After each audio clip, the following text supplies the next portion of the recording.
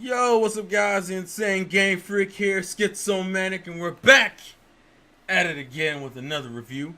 Um, I guess technically in gender representation, we still have the same cast as before, but there is a switching of faces that we need to address.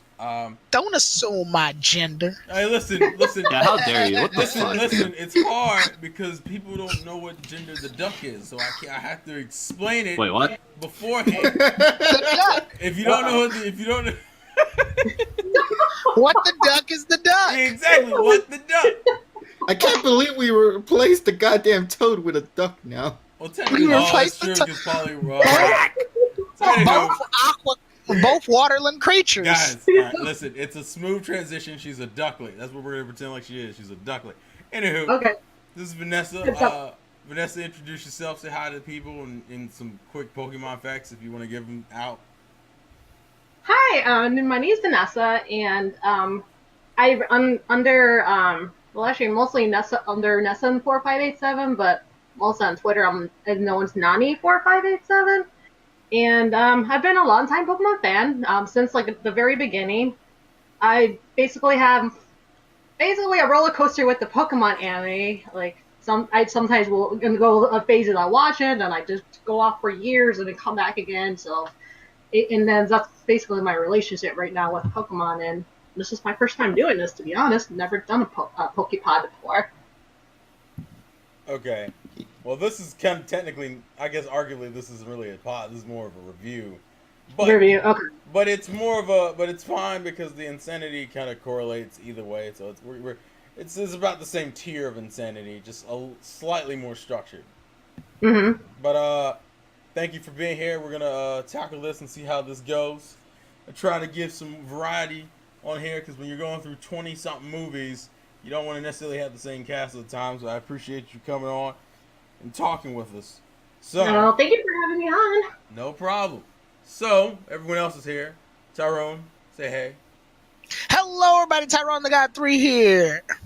Did you miss him, folks? Guess what, guys? Just like Darkrai, he came back to up in life too. Bro, I'm saying I didn't get to show up in the freaking Darkrai movie, but hey, I'm here now in the Giratina movie. Yay! I'm so excited. You already, he's super excited. Can you taste my excitement? Can you feel the sunshine? The sunshine. Right after that. Don't you? Oh my So we're goodness. not doing the mastermind. Richie, how are you doing, sir? It's been good. You sure? Definitely looking forward to the opinions of this movie. That's for sure. Richie, you won't get interrupted this time. Isn't that great? I know, right? I know, he's super excited. And we have the one and the only KG Prestige. KG, how are you doing, sir? Hey, I am doing fine, man. It's great to be Damn here with hat on. everyone tonight. Can't wait to chat about this movie. Are you It's gonna be an interesting one. Are you sure? I hope so. I mean, I ended up accidentally watching the Mastermind and Mirage Pokemon by mistake, How? and then I went to watch this one. How? We made my agreements, fault. KG. I don't know. You're gonna get us. You're trying to get us to review that shit, and it's gonna be a Yes. No. I took it for the team, guys. I'll add the review somewhere here. Yeah, so Nah, now just the kidding. problem is now we have to do it at some point. I think we're probably gonna do it after the Diamond Pro films. It's besides the At least point- after the trilogy. Yeah, of course, after the magical trilogy, because this is the second film in the trilogy. Everybody, No. everyone excited? No, we're not excited. Anyways, moving forward, Tyrone. It feels like it's been a while. Do what we usually do. Plot summary, please, before we get into our thoughts and opinions. All right, so this one I'm going to do a little bit of a different twist on it. I'm going to give the some of the blurb, and then I'll go towards the rest. And because I'm going to try to go through this one as fast as possible. A lot of crap happens, but oddly, it's not like some of it's not important crap. I hate to say it like that, No, you but don't. here goes. Giratina is the sole Pokemon living in the reverse world, a little-known realm adjacent from our world. Engaged with Palkia and Dialga disrupts time and space. It drags Dialga into the reverse world for a battle, but the conflict is broken up by a tiny shaman and the the gratuity Pokemon.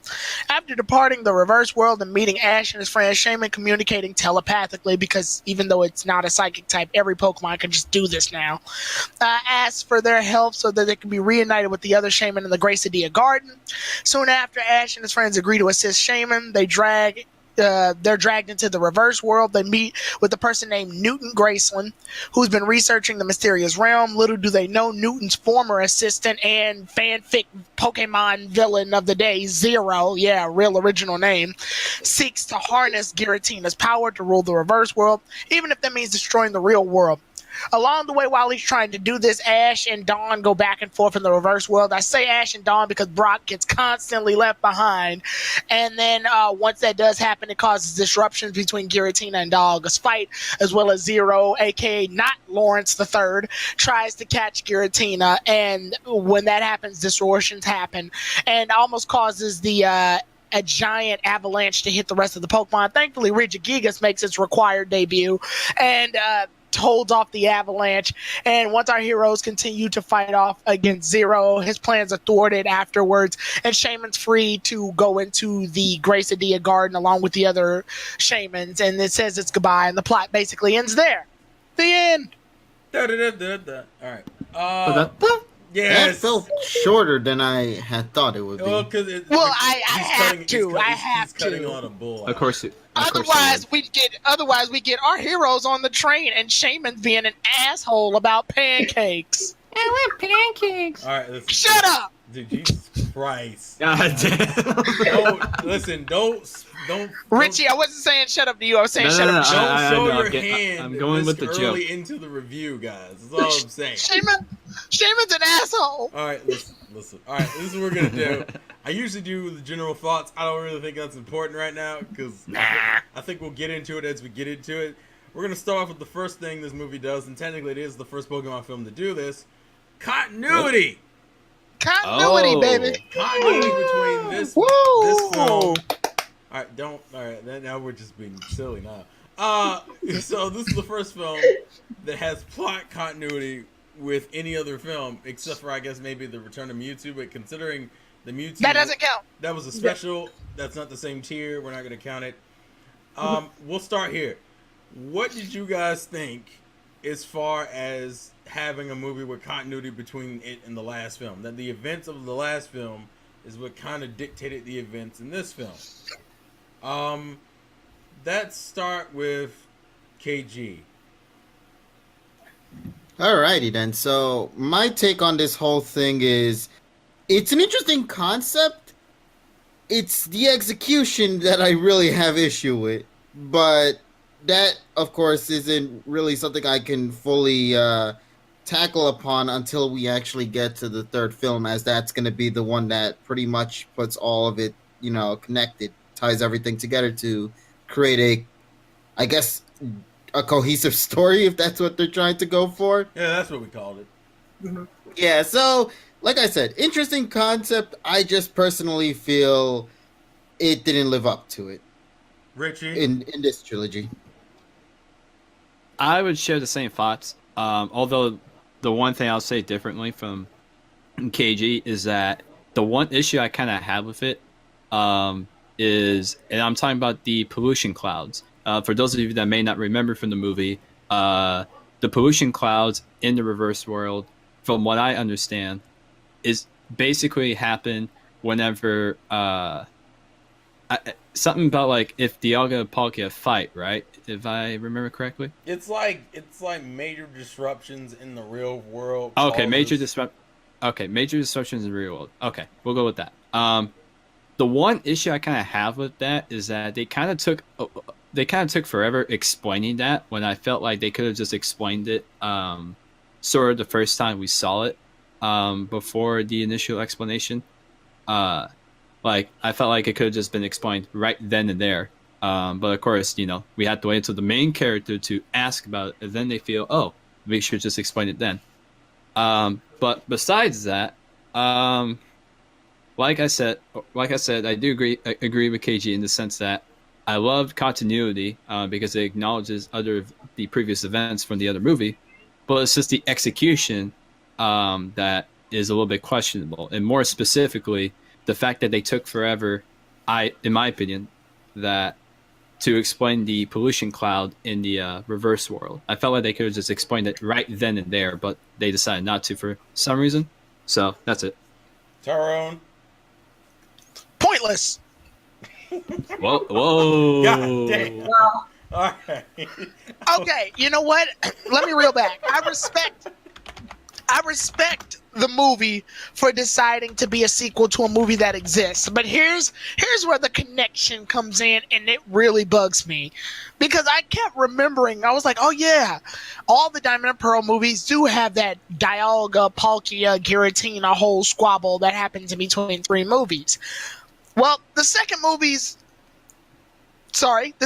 whole reason for existing is because of the first one, obviously. Dialga and Palkia fought, so it causes disruptions in the space-time continuum.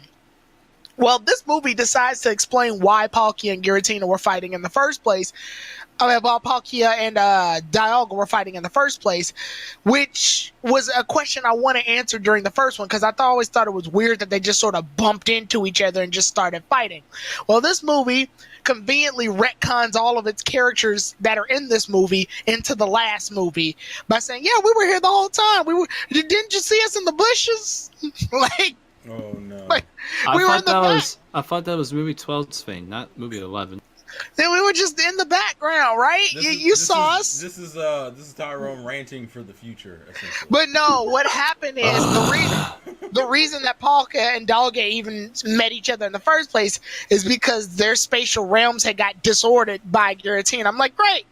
Glad I decided to watch a whole movie in order to get to that. But other than that, I like the idea. It's just like KG said, it wasn't executed properly. It doesn't feel like this movie was connected to the last movie. It feels like this movie and the last movie just happened to have something in common. It only felt like that for 5 or 10 minutes. Right. Oh yeah, that's right.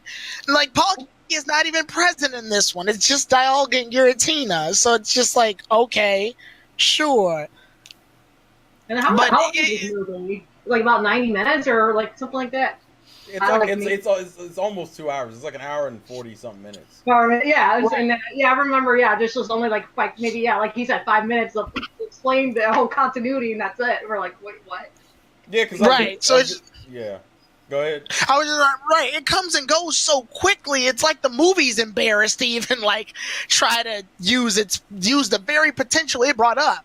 I hate when something tries when we're used to something and it tries something new and then reels back on it immediately. So when it tried the whole sequel thing and reeled back on it so quickly, it's just you don't even get to feel the sense that you watched anything remotely close to the thing that it was supposed to sequel. So honestly, I feel like KG and Richie said wasted potential.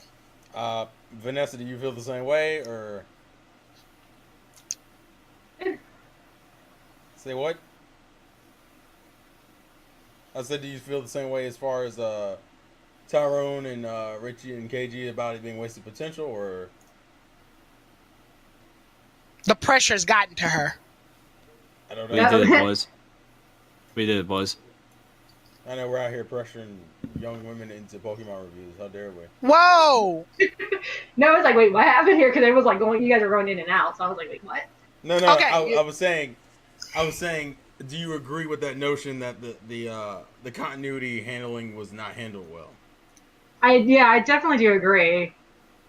I think especially what Tyrone just said too. It's just it didn't make sense though, because I felt to me I think for this movie I mostly I don't really remember much the whole continuity happening. It felt it didn't happen to me, so I was just but yeah, I kind of wish they did a better job explaining things, and it just didn't. Yeah, it didn't really flow that well to me, in my opinion, with this movie. Yeah, and that kind of gets into the issue. Because to be honest with you, I didn't remember shit from this film. I remember when I watched this film originally, and then I was like, well, we're about to go back and rewatch it, and I was like, what the fuck happened in here other than Shaman being an asshole and Giratina chasing Shaman, quote unquote.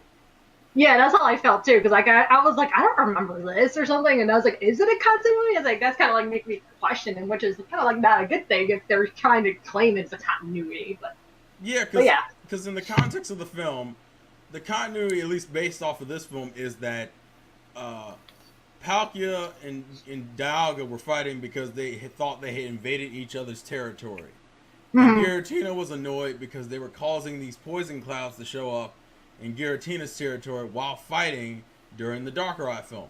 And so the beginning of this film, which starts off with fucking Giratina attacking Dialga out of fucking nowhere, is pretty much based on the, like, look, you fucked up my house like a few days ago. I'm not having this shit. Bring your ass here, boy. And Shaman just happened to get caught in the crossfire. Which then I think is a good transition to Shaman itself. And the first thing I want to talk about, because we're going to talk about his personality for a while. Terrell, real fast. Can I make my own headcanon real fast? Real quick. Oh, okay, go ahead. Go ahead. Of what I believe happened. So remember in the last movie where Ash is yelling at Palkia because Palkia apparently was the cause of all this, even though Dialga's fighting with it. You're right. And you know how Palkia's not in this movie? Mm-hmm. I like to think that Palkia left and was like, all right, I'm the problem. No, I'm the problem. Giratina? Yeah, hey, what's up? Yeah, Dialga. Yeah, this bitch motherfucker. Wow. And then Giratina went to go attack Dialga. Wow. And that's how we come up with our story. So basically, Giratina went to seek revenge in a way. Yeah, pretty. So you dare touch my brother now? Palkia called him Giratina to Palkia beat is a up. bitch. It's a bitch-made motherfucker is what you're trying to tell me. Yeah, he snitched on Dialga, and then Giratina went to go put some hands on Dialga. Wow. So, but yeah, that's my headcanon. It's fine. So, to address Shaman, and I'm going to start it off like this. When the fuck did C-Flare have the ability to rip holes in fucking dimensions and shit? Conveniently, because Shaman needed to be in the movie. This is the dumbest. I think this is like the dumbest. Yeah, pretty much. It was mandatory appearance. Fucking insane. Why of all the moves it has, I can use Seed Flare because I suck out the poison and I can cause explosions and because Diamond and Pearl was already using Azelf, Uxie, and Mesprit for the Galaxy stuff. They already used Palkia and Dialga. They already used Giratina. They're not going to use Cressler for anything. And so they had to use Shaman. I feel bad because Cressler has the more interesting visual design of all the light legendaries of Gen 4 in my opinion. All right, let's get into Shaman. Yeah. How do we feel about Shaman? I'm going to let Vanessa go first because I know pretty much what Tyrone's mindset's going to be, and I feel like Vanessa may not get a chance to talk if this happens. So, yeah, go for it. That's a wise choice. Oh, God. How do you feel I hate it. I hate Shaman. Oh, man, Vanessa, thank you for wow. Thank you for being my friend. And that's the end of our review. Thank you guys so much for joining. No. Just for the hell of it. So why do you hate Shaman, Vanessa? I think Shaman just overall just rubbed me the wrong way. I like every time he got into this thing, and then he was just being all poppers and like think he knows that he think he's like all stuck up, and it just annoyed me that like the living crap out of me. And then also like, and I was kind of like feeling Ash because I think he pissed off Ash a few times when he tried helping it, and then Shaman was like, oh yeah, no thank you, bye. Like I just like despised the little thing, and then that made me kind of the main reason why I hated this movie so much because of Shaman. So I think this is a fair point to say because we're probably gonna spend like the next 30 minutes ranting on Shaman. So I'm gonna go ahead and just throw this out here now. The crap out of his poor hedgehog. Your enjoyment of this fucking film highly depends on if you like Shaman or not. Because if you don't like Shaman, and considering Shaman is a good chunk of the film, you may not want to deal with this bullshit. I just imagine Vanessa and I with bats ready to beat up this poor Shaman. Oh, listen, no, because I just want to get into it. I think my biggest issue, I'm gonna just throw this out here because at this point we're just gonna free for all it. My biggest problem with Shaman is that Shaman's general character arc is supposed to be like, for one, they call him the gratitude Pokemon, which is kind of fucking stupid. Ironic. I get that's the joke that it's supposed to be ironic.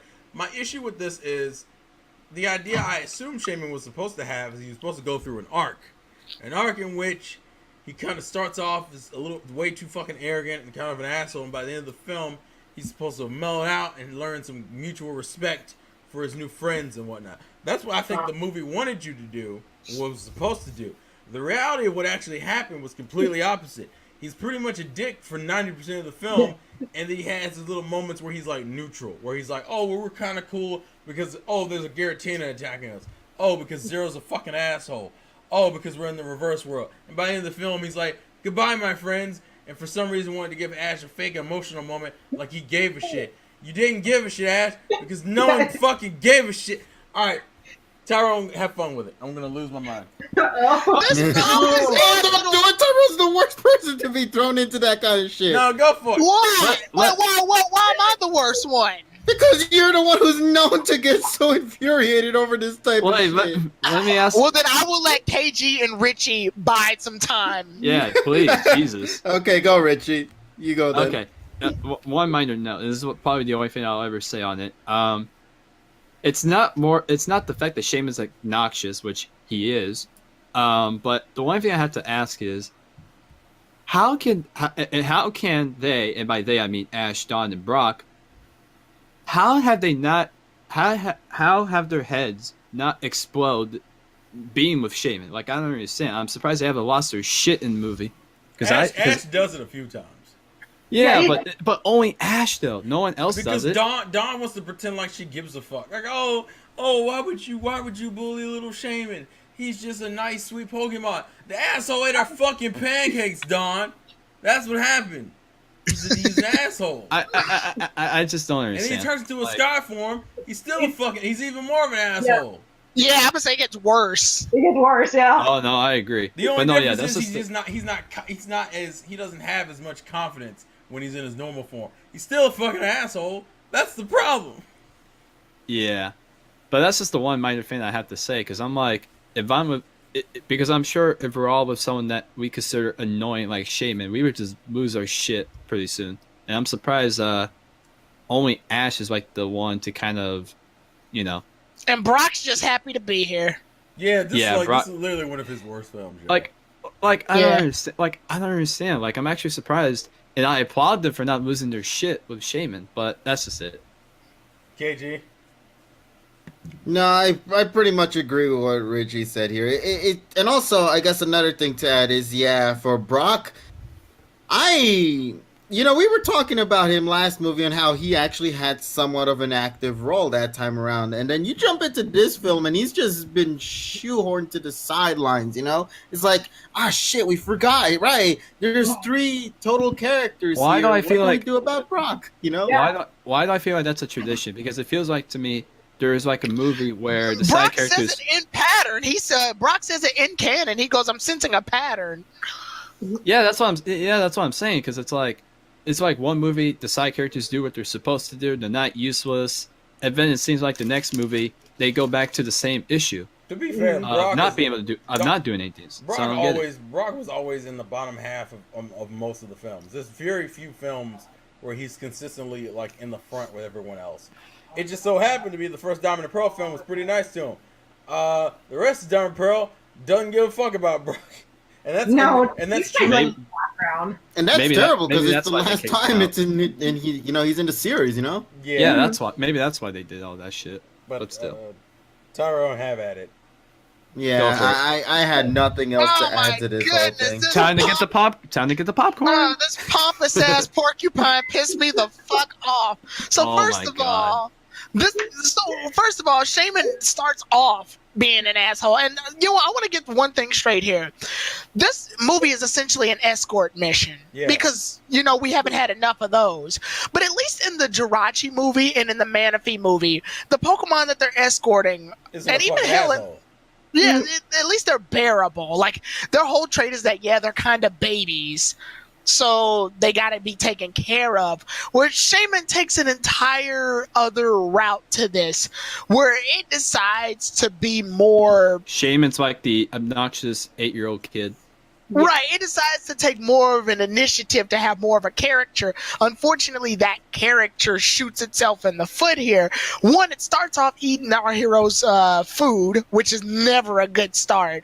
And then after that, Ash Ash and the others go to take Shaman to get healed, and right afterwards, when Shaman's talking crap about them, Ash is like, "You should be grateful that we took you to the Pokemon Center," and then Shaman's like, "You guys decided to do that." I'm like, "What the fuck? What kind of? That's a weird way to say thank you, you piece of shit."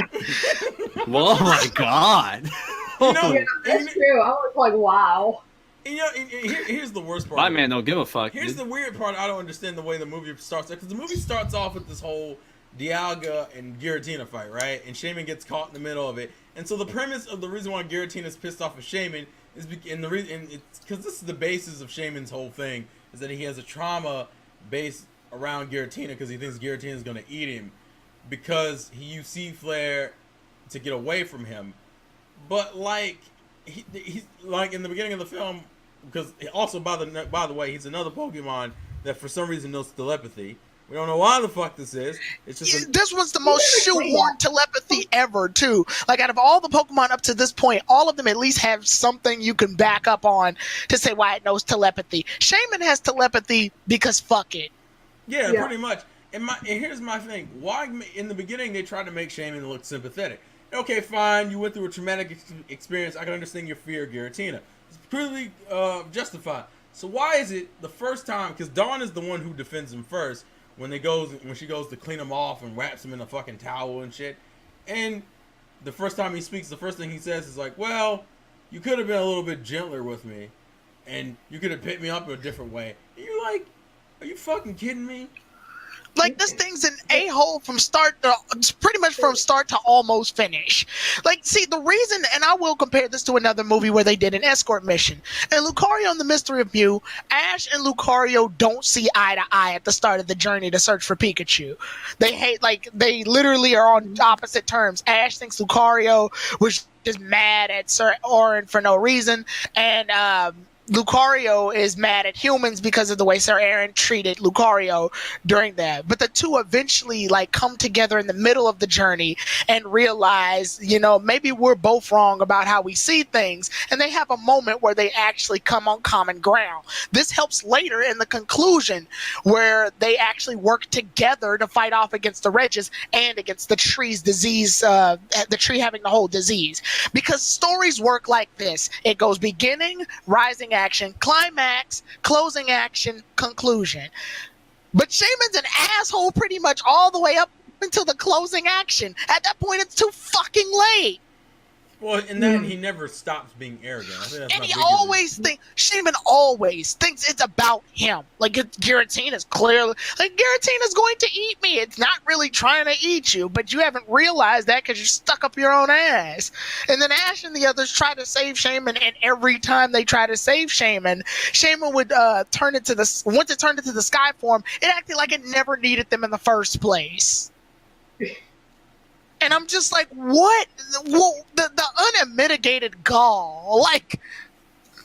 And see, and I guess this is what's going to get into it. Because, okay, let's be real here. I don't think anyone really... This film is not known for being enjoyable. We knew this going into it. We knew it after we watched it the first time. But the biggest... If this was, the only issue with the film, it would suck. But, okay, fine. If the rest of the film's good, be cool. The rest of the film isn't good. It's not. Yeah, because if you notice, the only thing we've been talking about is everything surrounding the Pokemon. I honestly don't even remember anything in terms of the storyline. The only thing that I remember was just being pissed off Shady. I haven't even gotten into the fanfic villain character that's ripped off of Lawrence the Third. Oh God! Not yet. Not yet. We're gonna get to it. I will close my rant. Shaman is a jerk. I feel like its last moments were not justified by any means. I feel like it was shoehorned in because the Pokemon is parting ways with our heroes and they needed to make it look sappy. Now, I hate it. Which is sad because I actually like Shaman as a Pokemon. Like, as a Pokemon in the games, I think it's cute. But this one almost ruined Shaman's for me. Yeah, it's kind of a running trope I've mentioned before in some other videos. That because of the anime representation of certain Pokemon, that tends to heavily sway certain people's opinions of whether they like the Pokemon or not. Like, there are Pokemon I didn't care for in the games until I watched their anime counterparts, and vice versa. And there are Pokemon in the fucking anime I hated that I enjoy in the games. It's just like a weird mishmash. the next thing I kind of want to address, and because I do want to give the movie some level of praise, I like the reverse world as a concept, and I like the way it's handled. I do too. I think it's a cool visual thing. The fact It's very fascinating. They tried to stick close to the games where there are sections of it that change gravity, and in certain sequences they're walking on the fucking ceiling and shit. I think that was pretty cool. I think visually, in the way they handle in this film, is very well done, and I enjoy the way it was portrayed. I even like some of the quirks that things you affect in the reverse world can affect things in the human world when they pop the little bubbles and shit, or the poisonous clouds. I like all those things because it's cool Pokemon lore for the reverse world, and it's cool Giratina stuff that you get without having to be directly correlated to Giratina. Same. Yeah, I like that. Any opposing thoughts or add-on thoughts you want to have about the reverse world? Oh no, it looked fascinating. Visually, it's beautiful, and I like what you mentioned about walking on the ceiling, like, because it's part of the reverse world. I thought it was a pretty fascinating concept that they added in, and it was pretty executed well for what it was. Going up the stairs and going down the stairs, and going up the stairs and going down the stairs, and going up the sideways stairs. Lord. Nah, but for the whole thing though, I do love it. Like, that's what I wanted to see in Platinum when we got into the reverse world, because you see this giant world filled to the brim with all these just obstruct, shapes and whatnot, and you wanted to see that in the games too. So I really applaud the movie for putting that into its fullest potential when it comes to the concept of the world itself, because we rarely ever get a chance to see things from different dimensions when it comes to the Pokemon universe, and seeing something like this was actually very fascinating. I hope that this sort of thing can be touched upon again sometime in the future, whether it be for a remake or whatnot. I really hope they take full advantage of what was already brought to the table with what this film gave, Yeah. So that's my take. Vanessa? I think definitely my favorite in most of the movies is definitely the animation, like you guys mentioned. I think like this, out of all the trilogy that we had, I think this one was like the best animated to me. And then and then I remember like the reverse world was so cool looking, and I kind of wish they kind of did a lot more stuff with the reverse world, to be honest. And then I remember like the very ending when when all the shamans came in, and then they have that flower scene, and like I always loved like the how beautiful it was like towards the end, and that was like I think probably one of the few favorite moments I had with this movie. It was like when they were doing that when all the shamans came in and then not flowers. I think it was like I forgot what type of flower it was, but Grace the Grace and Down, yeah, that was like one of my favorites. And I remember like using I used that flower petal like a while back, and I remember like using it on my videos. And so then that's like and then I remember someone asking me, "Where'd you get this flower from? It's so beautiful." That was like the only thing I remember from like when I watched the movie. It was just like, yeah, this is probably the most gorgeous animation. Just a shame that it wasn't like executed that well. Right. Yeah, sorry. No, you're good. The other thing I'll give it praise for, and this is kind of a weird mixed bag. I don't know how people feel about this. I'd be curious your guys' thoughts on it. I don't mind one of our movie characters in this film. I don't mind Newton. I think it's I think it worked out having him be a researcher because he's an easy way to explain the reverse world without actually having to like it's a competent way of explaining him. I even like the idea they were trying to do with him in Zero, where you used to be my assistant, and then you became power hungry, became a fucking asshole.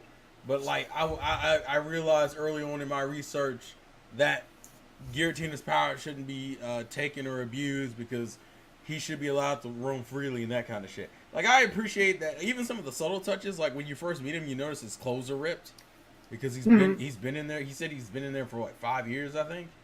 Yeah, that sounds about right. Yeah. I appreciate, like, I don't mind Newton. I think Newton by himself, and it's actually pretty refreshing to have a secondary character who's pretty frequent. He's probably one of the more frequent side characters in the Pokemon films because most of them are only like around for a little while. Yeah. Right. So I like Newton. Now we'll get to Zero in a minute. Newton's cool, but Newton's cool people. Now, I'm not sure if you guys feel the same or not, but I like Newton. I like Newton. He was a pretty fun character.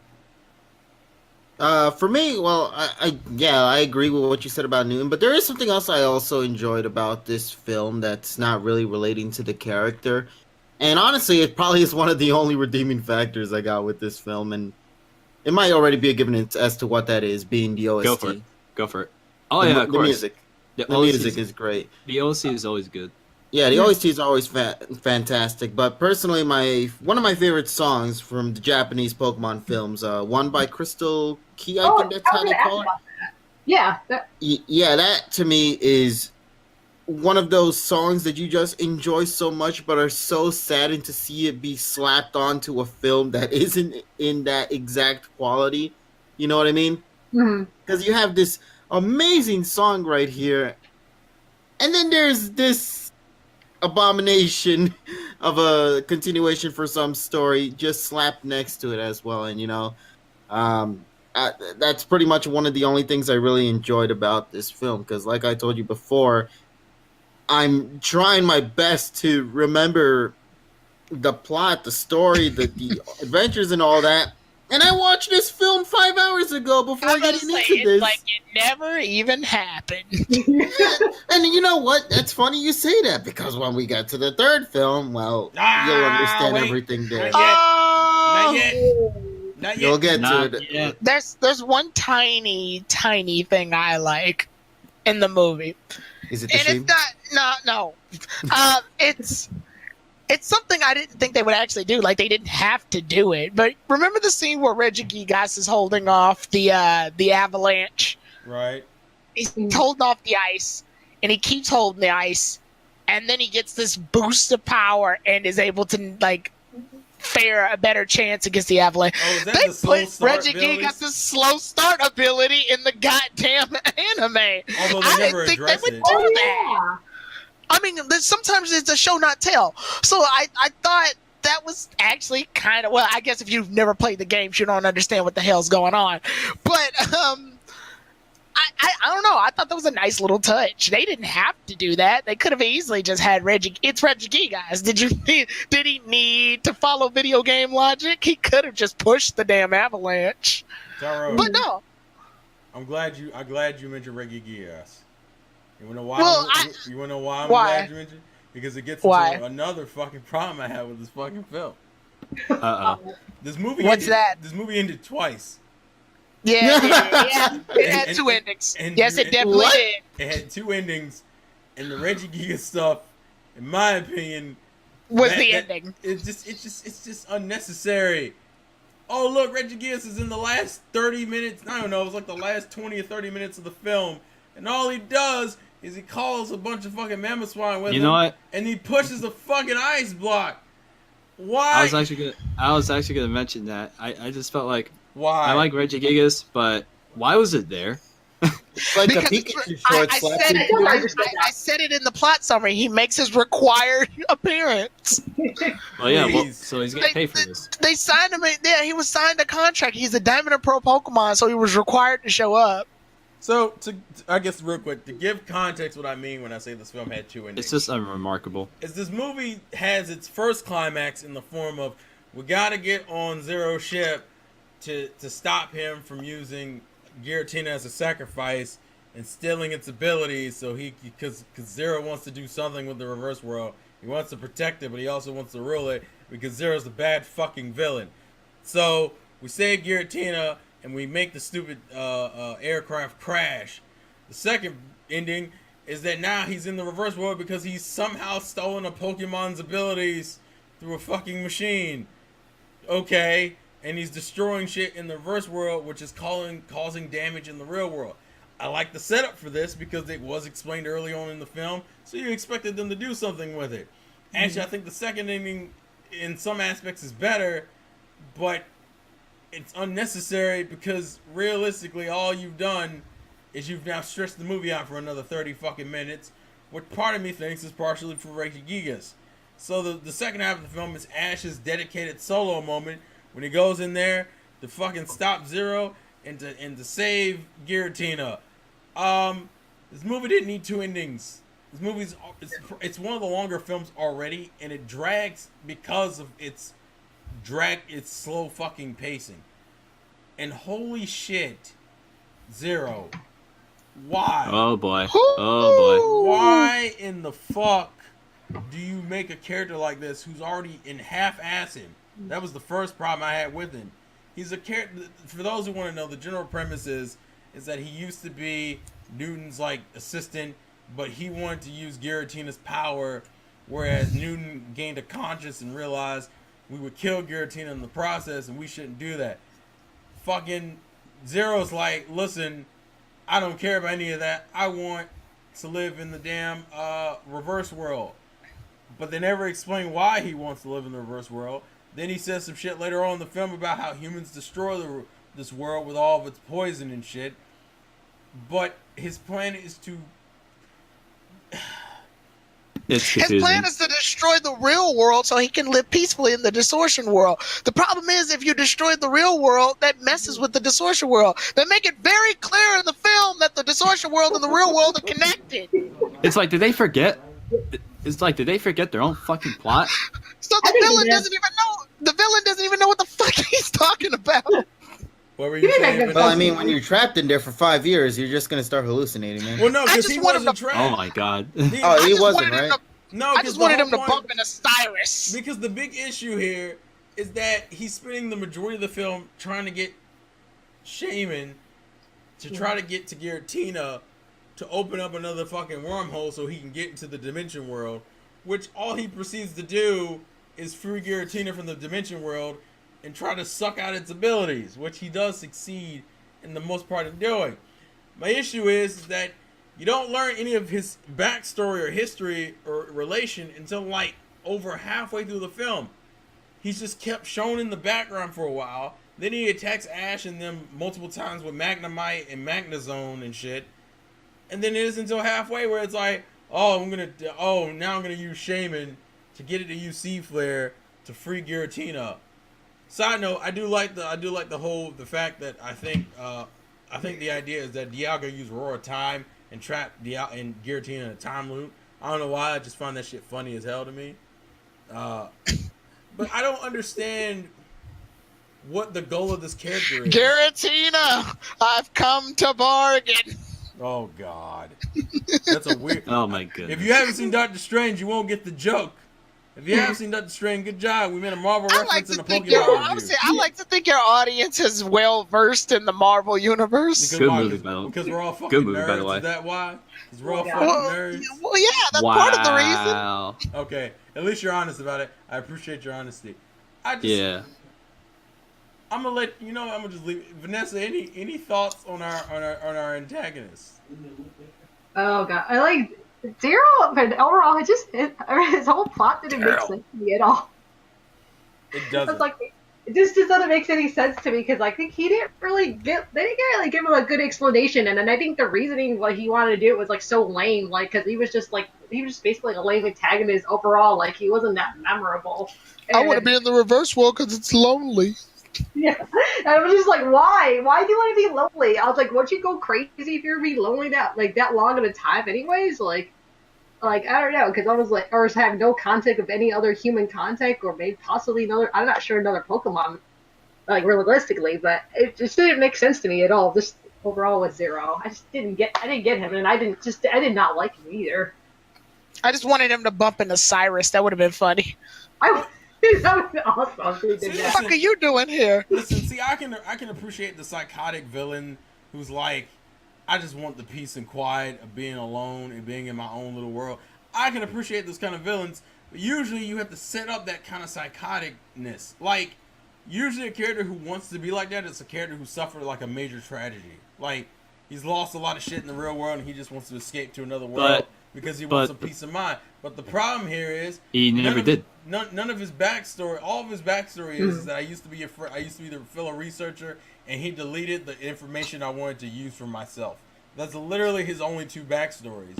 So I'm like, that's not enough for me to like you as a villain.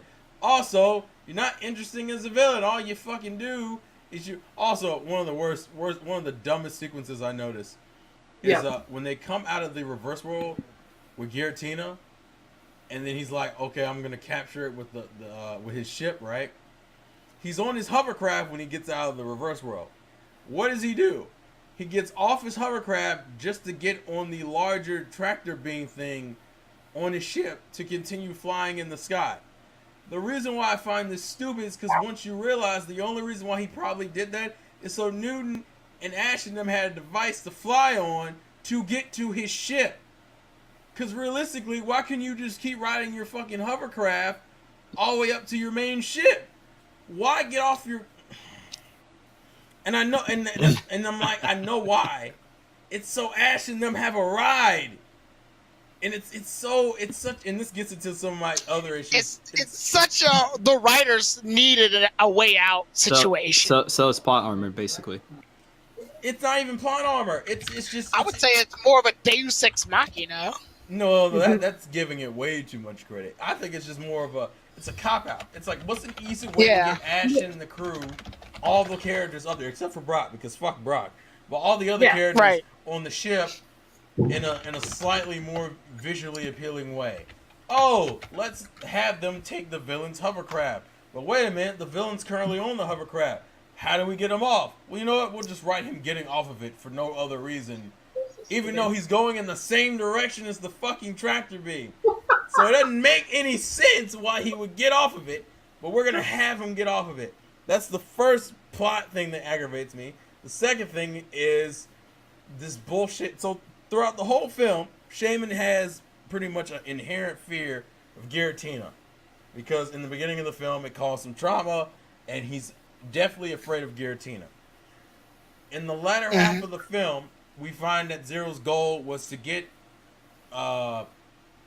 Shaman to get UC Flare to blow a hole, open a dimension to free Giratina. And the reason why Shaman does this is out of fear because he thinks Giratina is going to eat him. Why in the fuck is it that when they get out, Newton and some of the other characters mentioned Giratina wasn't trying to eat you. It was the reason why it was following you was to get you to use C-Flare to let it out. No, it wasn't.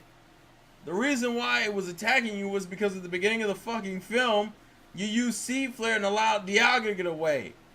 Why did you change the reason why Giratina was after him? Or why did the characters imply a completely different reason to the reality? It wasn't for him to get out. It was, you dick, I was trying to take down Dialga and you got in the way. Fuck you, Shaman. That's not what. Damn, even Giratina doesn't fucking like Shaman. No one does. Because that was the basis. That's why he wants to eat him. When you show I Go ahead. Go ahead. I wish Giratina ate Shaman. I was like, why you didn't let him eat it? Wow. Then the movie wouldn't be PG. I mean, No, then the movie.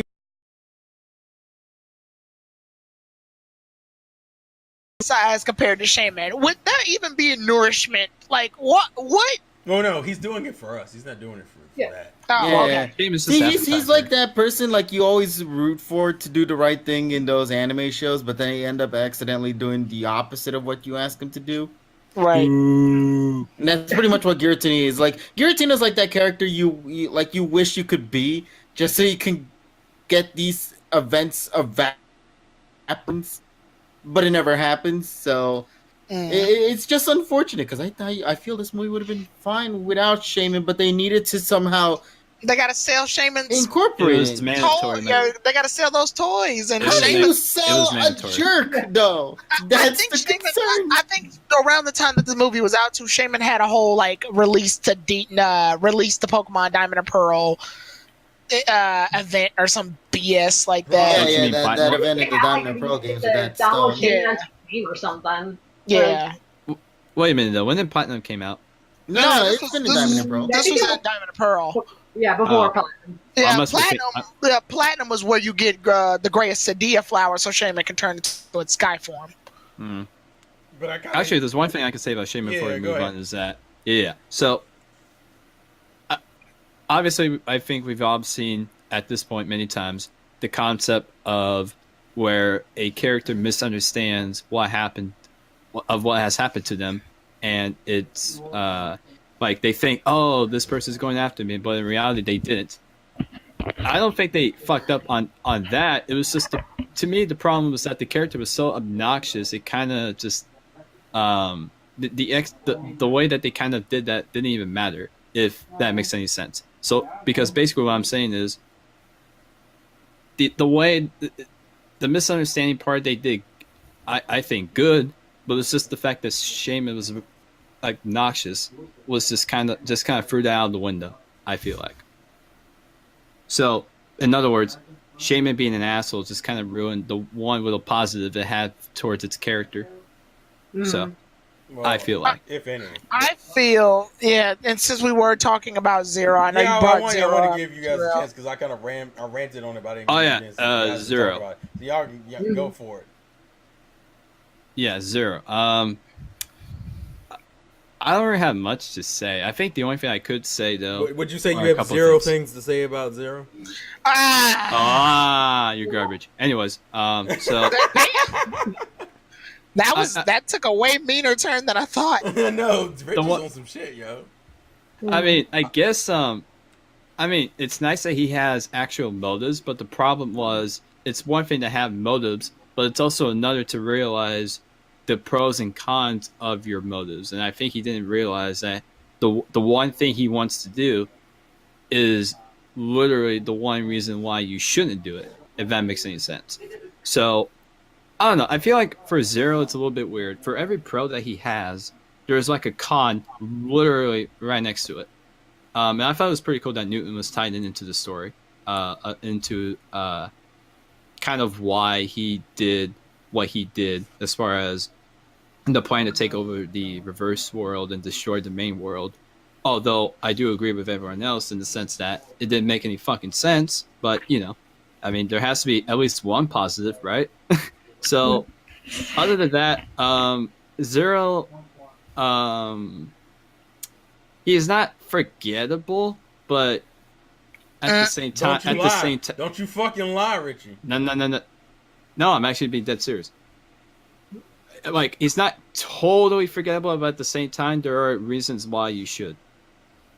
So, and I think one of the reasons is obviously the cons of his own plan, and just the fact that he's not unique. Like, he just seems like the type of villain that you would see, like the last time you saw a human villain. Like, there's literally no difference. So, he's nothing special, is basically my thoughts on Zero. Tyrone?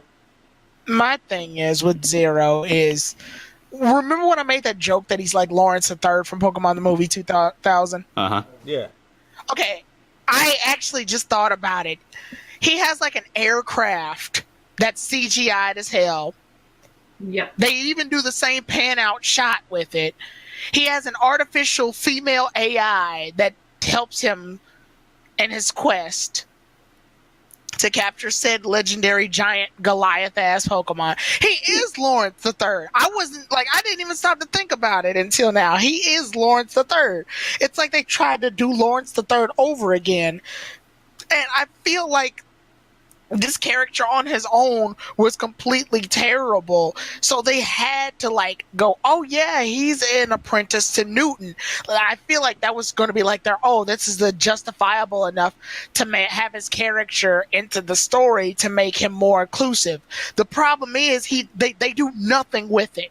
They do absolutely nothing with it. They just say he's an apprentice. I think they cut to a flashback a little while back, but they never flesh it out or anything. Like at the beginning of the movie, they could have been like some years later and had like a nice little like prologue to Newton and Zero's, research and then got into it, but no, they didn't. They just sort of introduced Zero, and Newton's like, oh yeah, that's my apprentice, by the way. He's sort of an asshole. So they never really use any of that to their advantage. I feel like they gave him the title of his former apprentice just for the sake of connecting him to the current story, because when he finally does make an appearance, which is oddly like shoehorned into the movie, it feels like it feels like a tacked on by the way, because there's already so much happening. You got Giratina and Shaman as plot points, and Dialga fighting off against Giratina. Those are already pretty good plot points that you can make a movie off of based in anyway. Do we really need a human villain for this? Yes. No. No. Oh, 2-1. Get fucked. No. God damn, Richard. And I was being sarcastic. I don't think it was even necessary.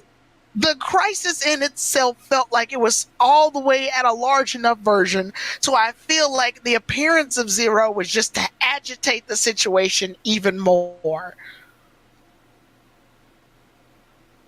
Sounds about right. Yeah. Also, can I make a joke? I thought you already did. Zero. No. Well, I had another one, but I guess I'll save that one till my overall thoughts of the movie. Also, I don't like his name. It sounds so fanficky. It sounds like a child made the villain. Yeah, and they had to fight the villain. Zero. Mega Man. No, it works for him because he's not even a fighting villain. robot. He's Mega Man. Yeah, it works What for the him because fuck, he's dude? not even a villain. He's like an anti-hero-esque character. Zero is just, this villain Zero is just straight up like a kid's fanfic name for a supervillain. Mm-hmm.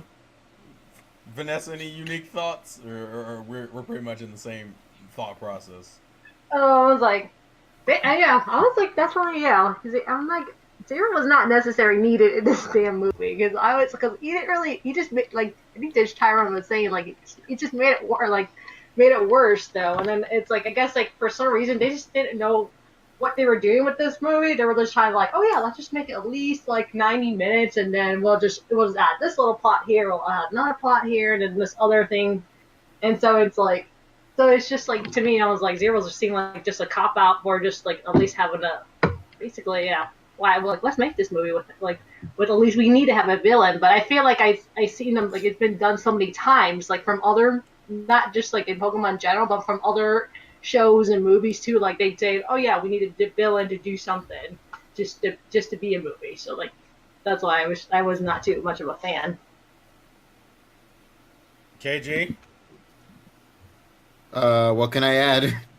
That hasn't been said already. I know. You know what I mean? This is the problem. The more people we have, and I was thinking, realistically, I didn't know if anyone was going to have any varying opinions. KG usually is the more positive one. That's why I was like, oh hell no! This movie's bull. Oh my god! I like trying to defend kids, but this one is just so horrifyingly bad. KG's opinion on this movie is the real review. We're just icing on this already shat on cake. Yeah, I'm just letting you guys handle it because you guys pretty much just said everything It's that I probably would have said. Lord. This film, man, Fuck you guys. I have never been like this with any Pokemon film that has been released, man. It is I don't make money absolutely incredible. And look, listen, and this that is explains why I don't even get paid. acknowledging the Destiny Deoxys movie. At least with that film, I still remember shit from that. This one, I could remember absolutely nothing about this film that's like positive aside from the music and the literally. I'm gonna throw it. So essentially, when I start tweeting about this review, the way I'm gonna sell people to watch this review is if you want to see KG legitimately get angry about a film for once, about anything Pokemon related, you watch this video. And you will be amazed how little of a fuck anybody gives a fuck about Shaman. Piece of shit. It just aggravates me because I enjoy Shaman as a Pokemon. The whole concept behind it is so amazing and fascinating. You want to see that sort of concept be explored, hence why this film exists. But unfortunately, the film makes Shaman become a generic asshole to not only Ash, but to everyone surrounding the Pokemon, movie. And it's just so... I don't get why they went this. I don't understand it. You want us to sympathize with the character, but the way you're making him be, handled like this, it won't work. Even if you try to do some sort of redemption thing at the very end, because the issue is you're doing the redemption at like the final minutes of the movie, meaning you have little to no time at all to really flesh out the character to give it the development that it rightfully needs and deserves. And honestly, this Pokemon doesn't deserve it at all to begin with, because he's an asshole to start off with this. So, so I'm kind of glad he didn't get any of that sort. Yeah. So yeah, that's pretty much my take on this whole film, man. Jesus Christ, I can't even, man. This is one of the, like, I could even admit right now, I would have more fun with the goddamn Mastermind Mirage Pokemon than this film. And that's saying a lot. And the reason why I said that is because I ended up watching both of them. All right, so I know what I'm saying with this. I had more fun with the Mastermind and Mirage Pokemon than I did with this Shaman movie. I'm gonna make a question here, and I want people to be honest with me. As of right now, of the 11 films we've gone through, well, some of us have gone through, that's what I should say. Of the 11 films we reviewed so far, is this the worst film? Because I'm very open to be like, this is probably no, it's still movie 4. So movie 4 is the worst film to you. Yeah, this movie's bad, but it's like we at least can find stuff. We can find stuff that's bad about the movie. I can't find anything bad about 4 that's inherently what's not already been said. It's boring. I would rather something be so bad that I could talk about how bad it is versus so boring I can't. I agree. I can't remember 4 existed. I don't either, to be honest. The only thing I just remember from 4 is that Oak finale. Like every time I watch our movie 4 review, I'm like, oh yeah, we did watch that shit. Yeah, we did. I'm like, wait a minute. You know what I'm gonna say? I don't remember 4 getting this level of hate, yo. I don't remember people hating movie 4 this goddamn much. I was saying on 4. What you mean? Here's the thing. I did not like 4. However, 4 was so boring. I think we wanted to just get it over with, so we weren't as you didn't want to extend the conversation. Yeah, we weren't as hard on it. Here, we found some exclusive bad shit. I'll say this. I would disagree. I think this is the worst film of the ones we've watched so far.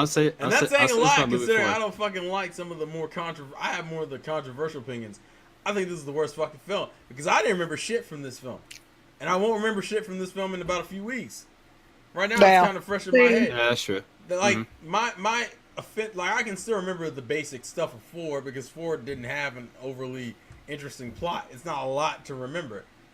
Fucking 11 to me is dog shit, primarily for the reason of I can't stand watching this small green furry looking piece of shit waste my goddamn time with all this, oh look at me, I'm cute, I'm a fucking asshole, but you'll forgive me, right? Because I'm beautiful.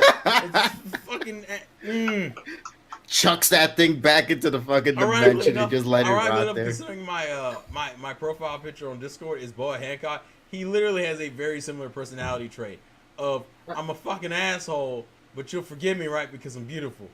Fuck you, Shaman. You will not be forgiven. Fuck Shaman. Is there anything else we have not addressed? Because I can't think of a goddamn thing. I think that's pretty much it. Actually, there's a reason. I can't think of any. There was a reason the movie 4 review was fucking under an hour. Just saying. Because we just ranted for 50 minutes and said fuck it, we're good. Bingo. Yeah, go ahead, KG. Go ahead. I just want to add my little piece to this regarding the whole placements. I honestly would say, as of right now, with the 11 films that we have, I personally believe this is probably the worst film at this moment. And as mentioned before, I don't have to repeat myself again. 2 for 2. It's just that at least with movie 4, like what Terrell said, I can remember shit. I remember the giant ass monster in 3D. I remember the Suicune, the Celebi, the whole emotional moments and whatnot, the whole time travel bullshit and all that. This film, there's just nothing. I can guarantee you, 2 to 3 weeks from now, I will remember jack shit about this film. And that's already Oh my coming from God. watching the film 5 hours ago. So I don't even remember shit then. So it's like I You'll remember forget the it tomorrow Celebi at this movie. rate. Yeah, I'll forget it tomorrow. What are we talking about again? Actually? Right.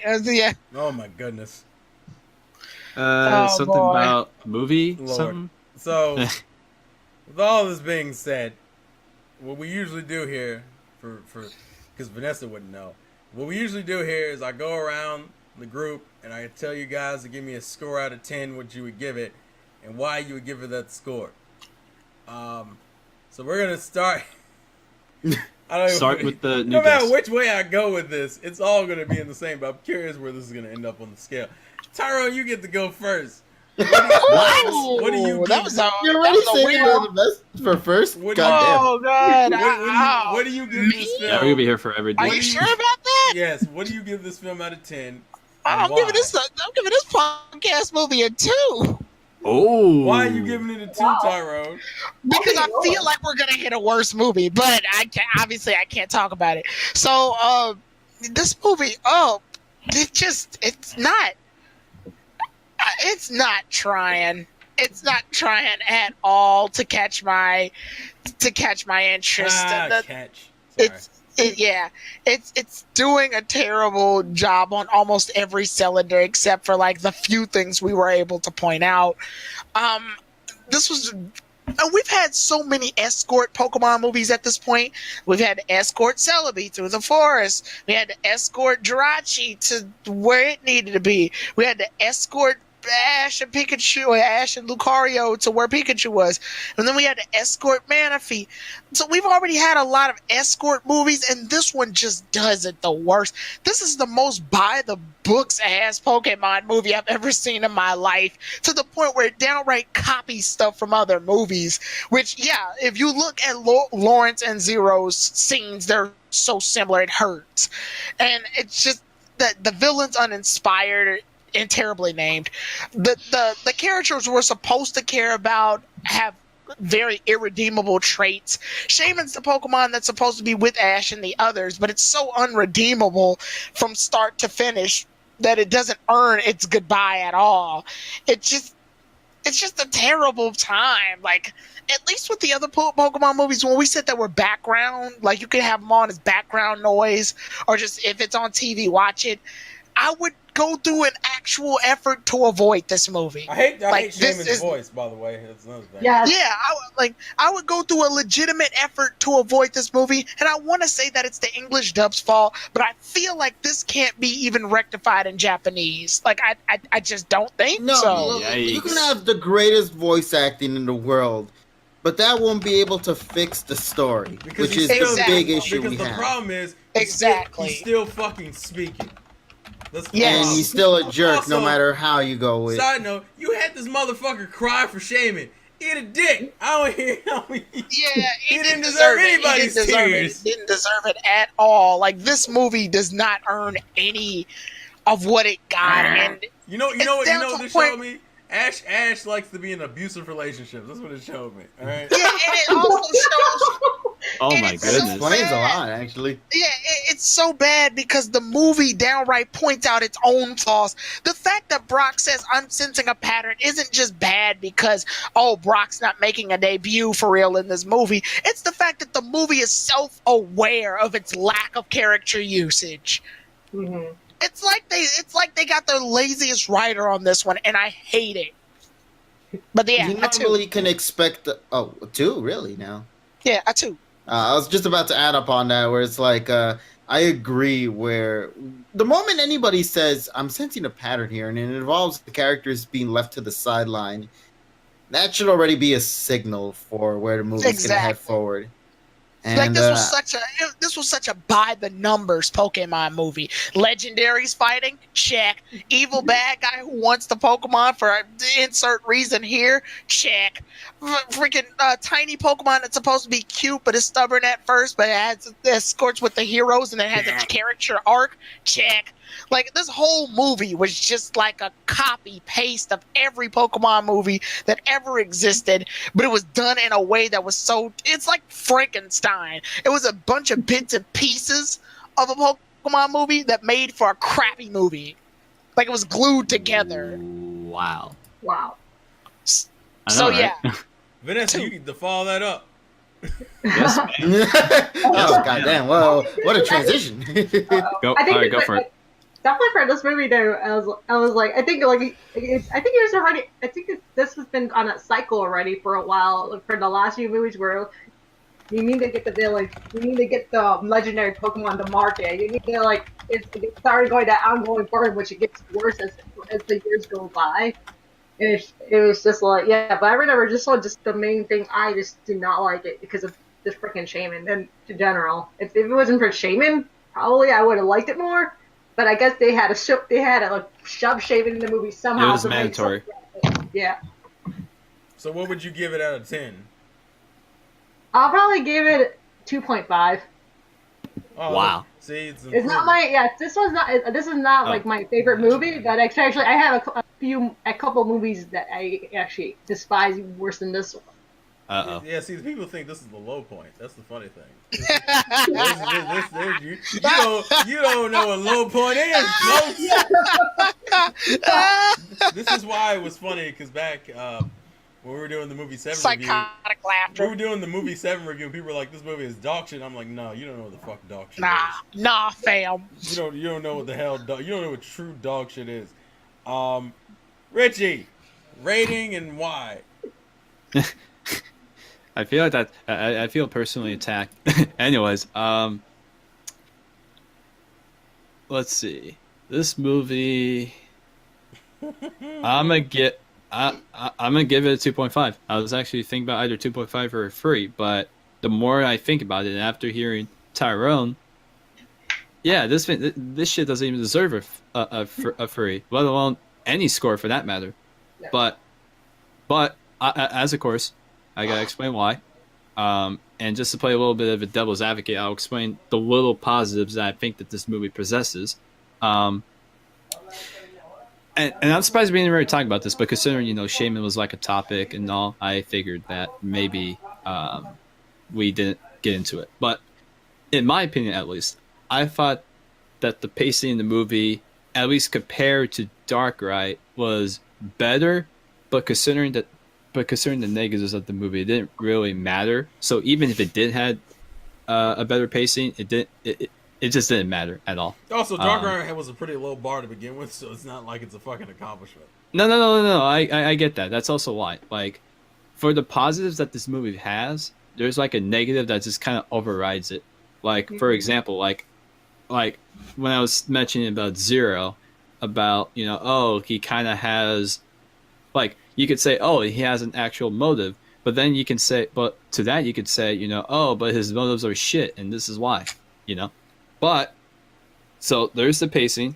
The characters in the movie are kind of okay. They're not anything special, but they're not terrible, other than Zero. Newton's probably my favorite out of every side character in this movie. I thought he was someone that was a good character. I don't think he really has that much of a negative towards his development. He was just he wasn't Zero, but that's good enough. And like I said, like all of us said, the reverse world was probably the most.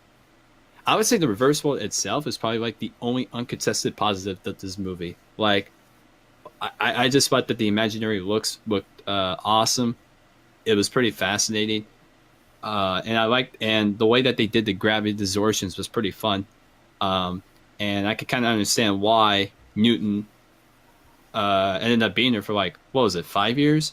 Because it's just 5 years. I could see why he was there for 5 years, because it's so fascinating, and I don't blame him. So those are the positives.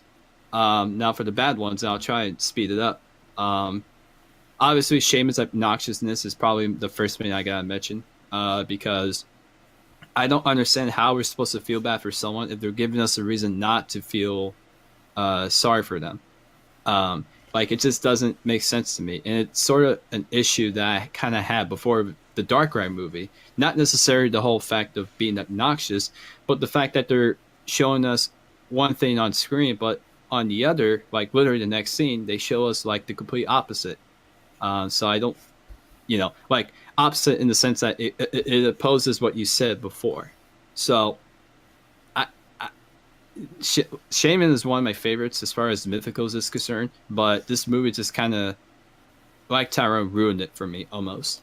And obviously, the thing about Reggie Gigas was really unnecessary. Obviously, we were making jokes about how it was mandatory for him to be there.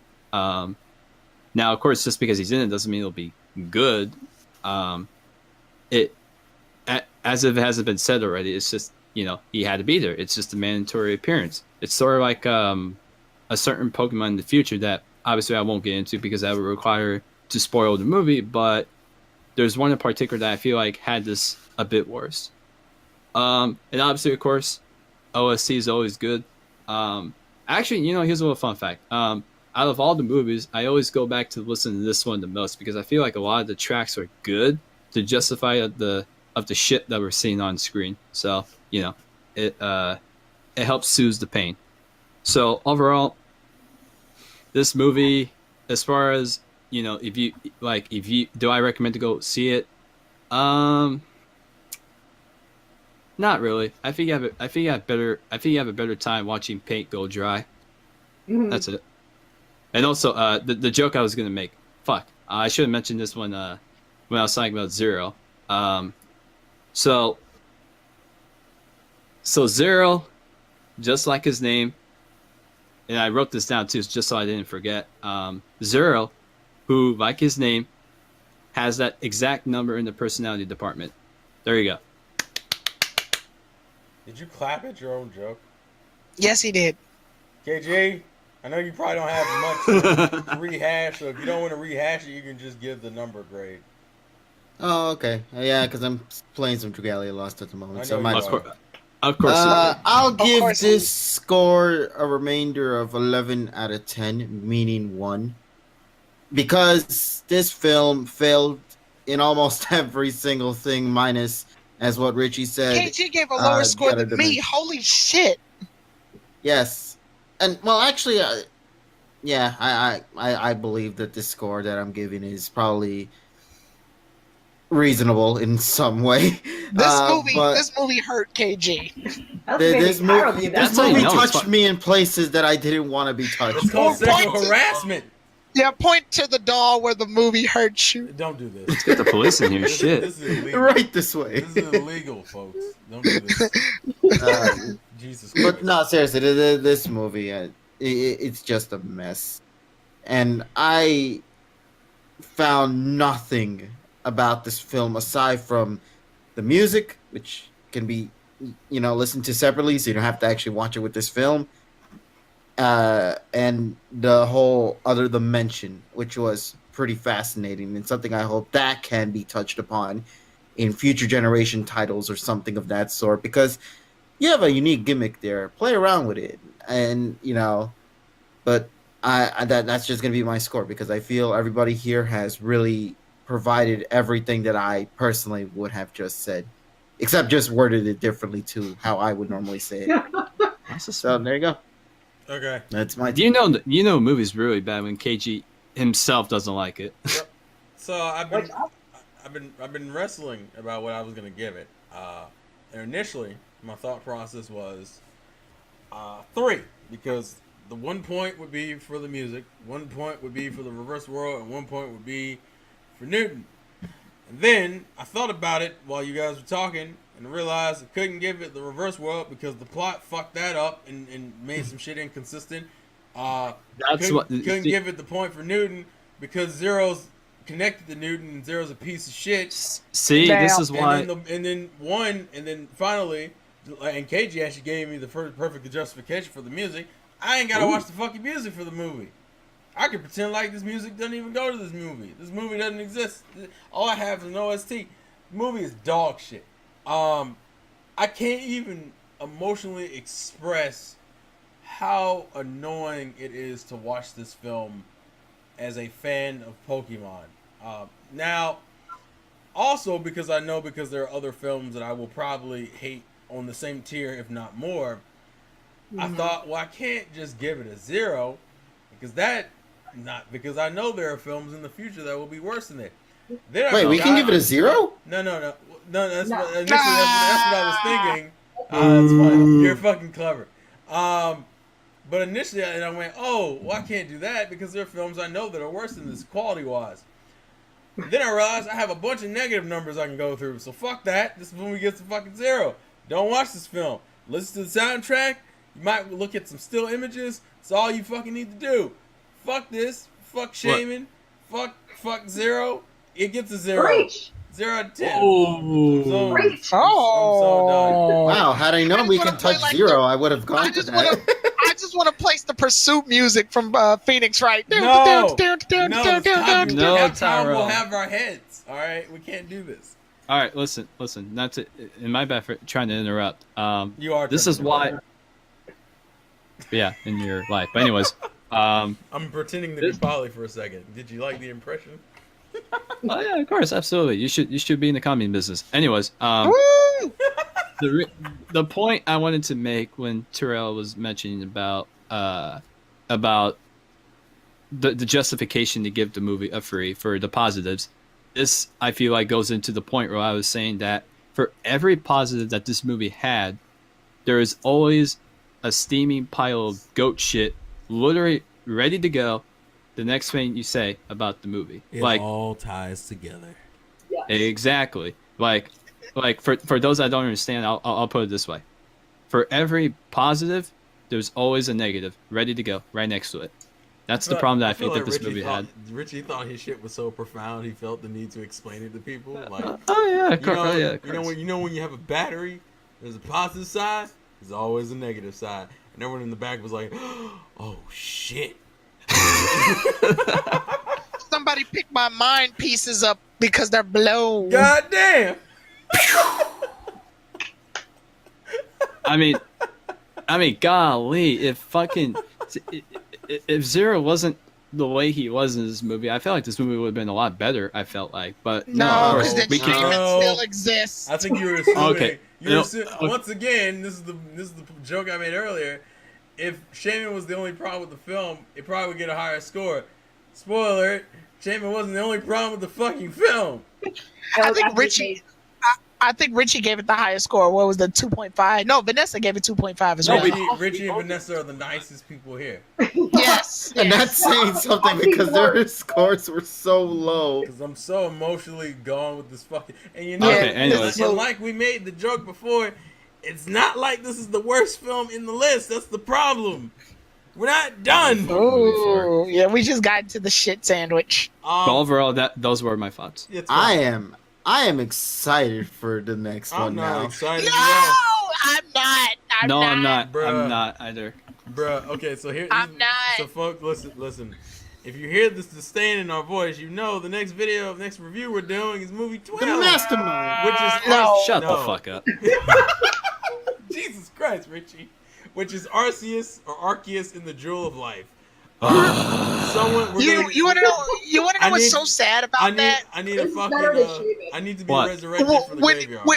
When he said the title, I forgot that it was called The Jewel of Life. My brain just went, the next movie is the Arceus movie. Like, I didn't even think about it. I'm gonna tell you how. You want to know how excited I am for this next film? How excited? By the end of the review we do, we're gonna need a fucking Monster Reborn because fuck this shit. Because all of us will be dead. Oh, yeah. That's how bad it is. That's how excited I am. It made me switch into a goddamn Yu-Gi-Oh reference. 10 out of 10 if you got the Yu-Gi-Oh references. God. I don't get it. But It's It's fine. gonna. It's. Okay. I'm not looking like, oh God, walking into Diamond and Pearl is like, It's like shooting your fucking foot off. No, going into Diamond and Pearl is like going into a Diamond and Pearl is like going into a place, a house that you know has a lot of animals in it, and at first you don't smell anything that bad, and then it just gets progressively worse the longer you stay in the house. That sounds like a fucking like terminal cancer. Right, like every movie we go to, it's just gonna become this problem. And see, we weren't joking when most of us said that Dark Ride was the best film in the Gen 4 series. Oh no, Yes. I still stand by that. Fuck. Yeah, like the bar was low to begin with, and it does not get any fucking higher. But with Did Dawn do anything in this movie other than be like the mother to Shaman, basically? she rode on the hover bike with Ash to defend, Yeah, I think that's it. to defend Newton while I he think goes we're and done hacks here. Yeah. Turn We're it off, done. Brad. Okay. Turn We're this shit done off. here. All right, Check, please. let's chill out. So we are finished, but first things first, before I What? end the video, obviously thank you guys for coming on here and talking movie 11 with me. I appreciate it. But also, Of course. instead of me doing it, I'm still gonna put you guys' links and stuff in the description. But if you guys want to plug some shit, or where they can find you, or any videos they should be looking for from you, or whatever, you can do it now. KG probably has the most stuff. KG, plug yourself for like 5 minutes. Let's see. I have the YouTubes, the Twitters, the Facebooks, the Google Hangouts. No, you came about the last one. But all the information should be in the description down below. Follow me on. Well, I don't even know what the hell my YouTube channel is no more. It's fucking every name possible at this point. I But think it's follow like me KG there. Mundial. Yeah, it's KG Mundial / KG Prestige, given I had to change the name around. Follow us there because we also do weekly podcasts as we discuss things that go on during that week. So if you want to go and listen to our shenanigans about that sort of stuff, please go check us out there. And also, if you also like that stuff, make sure to check the SoundCloud too, because that's where most of the podcasts go as well. And you'll also find Terrell's Dawn debate there too. So, Oh god. Oh yeah, that was fun. oh yeah, that was something fun to listen through. Yeah, we it was a weird video, but I think it came out good. People seem to like it. So yes, do all those things. Richie, you have anything you want to plug? Obviously for Twitter, it's Art Farley _ dude97.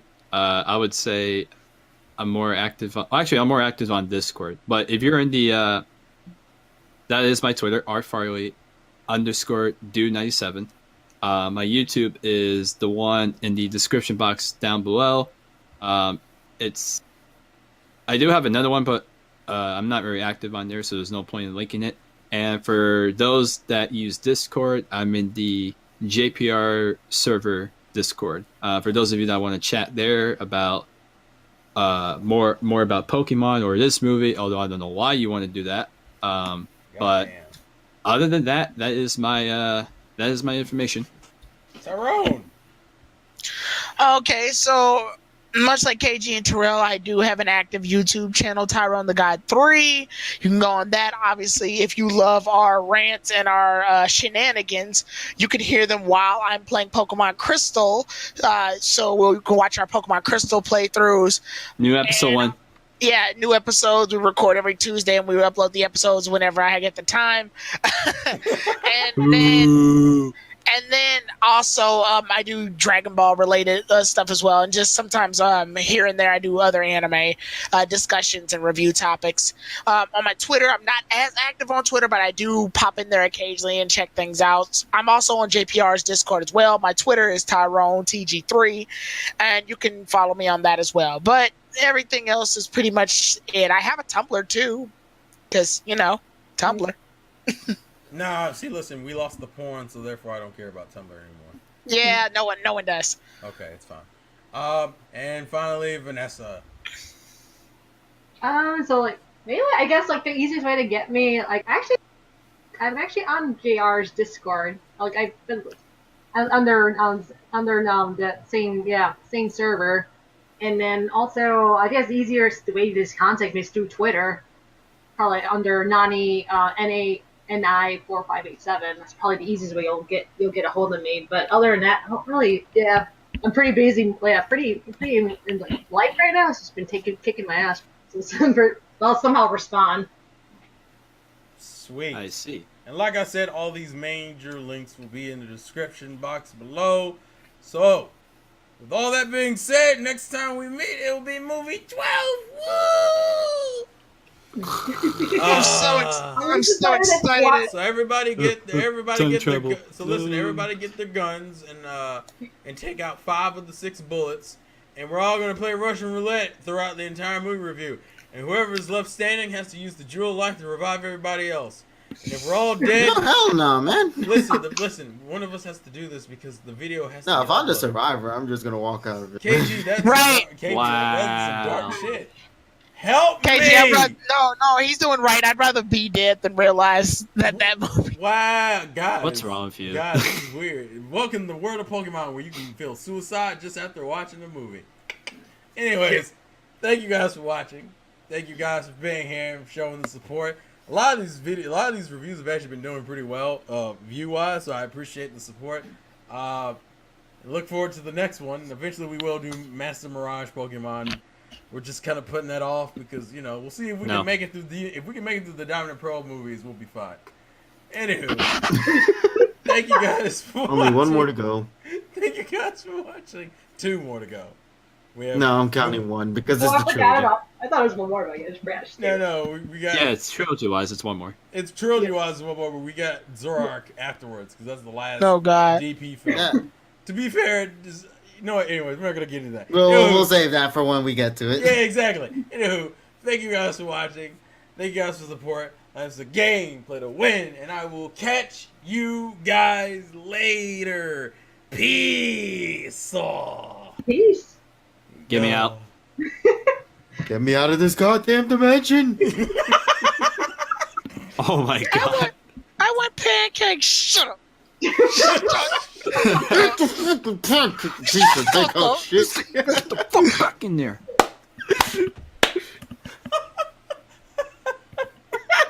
Alright, now get. Alright, now get. We'll never Now get have to out. see it ever again. Now get out.